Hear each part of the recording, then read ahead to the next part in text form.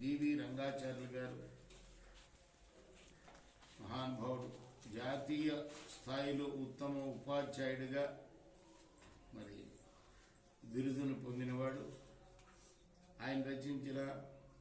తిరుమల తిరుపతి దేవస్థానం వాళ్ళు ప్రచురించిన గోదాదేవి గ్రంథం నుండి 2 ముక్కలు పారాయణం చేసుకుందాం మనం. తొస్సు పల్కుల గోద లెస్సగా పూల్గొని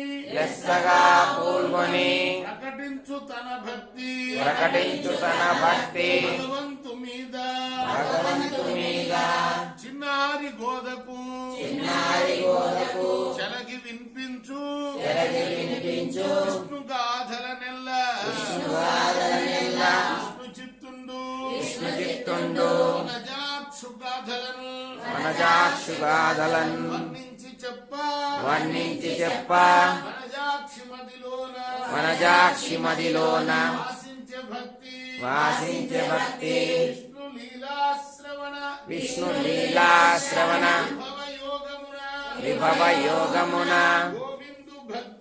గోవిందు భక్తి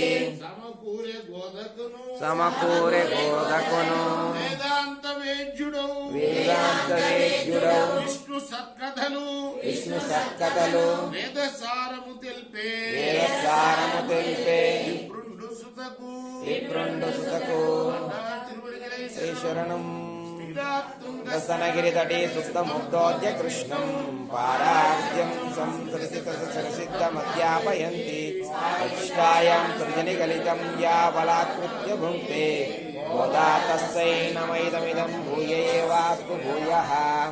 మతమణిమాలా చారుకల్లారాస్తాం ఘనభరణ వినాంగి సంద్రవాత్సల్య సింధుః అలక వినితా వినిసగ్గిరా కృష్ణనాథ ఆత్మా నమః. కర్కటే పూర్వ పాల్గొన్యాం తులసీ కాననోద్భవాం పాండే విశ్వంభరాం